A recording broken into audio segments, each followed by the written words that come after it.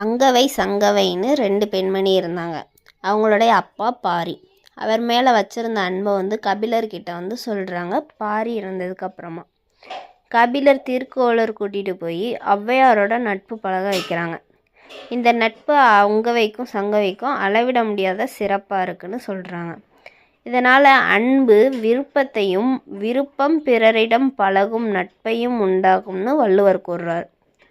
அன்பீனும் ஆர்வமுடைமை அது ஈனும் நண்பெனும் நாடா சிறப்பு.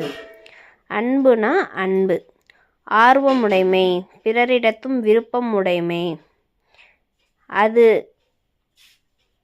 அவ்விருப்பமுடைமையே ஈனும் கொடுக்கும், நண்பெனும் சிநேகம் என்று சொல்லப்படும், நாடா சிறப்பு அளவிட முடியாத.